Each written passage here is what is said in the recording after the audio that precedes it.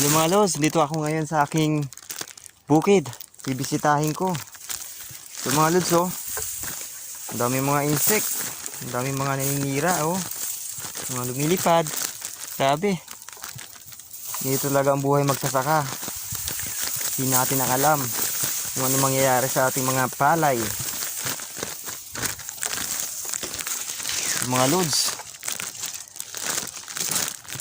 init, pero kailangan talaga magtiis. Ganyan talaga buhay ng mga magsasaka, di ba mga lods? Yan, yung iba lumabas na, yung iba hindi pa. Mga buhay magsasaka talaga, ganito ang buhay magsasaka. Swertihan lang talaga mga lods.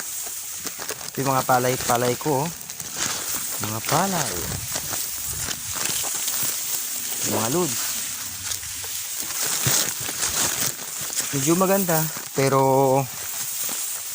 marami din naninira. Mga lods, tignan yung iba, oh. Hindi pa masyadong malabas, pero palabas pa lang.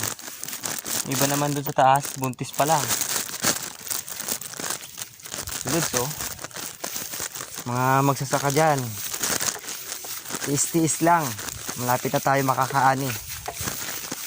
Sa ilang buwan na tagal natin pag-aantay, ito na po ang ating paghihirap at makakaani rin tayo balang araw.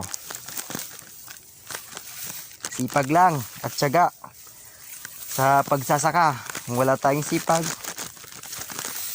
wala tayong magandang ani. Kahit na ako malayo ang aking taniman, galing po ako sa ikalawang barangay, tapos dito pa ang taniman ko sa part ng Malong. Shoutout sa mga taga Malong dyan.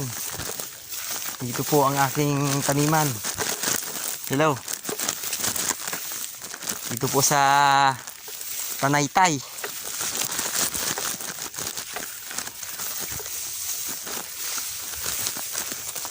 Kaya tiis-tiis lang tayo mga magsasaka, kasi lahat tayo makakaani din. Sana pala rin magiging maganda ang ating ani. Sige, nandito na lang. At bibisitahin ko pa yung mga ibang palay ko. Sige, bye bye mga lods.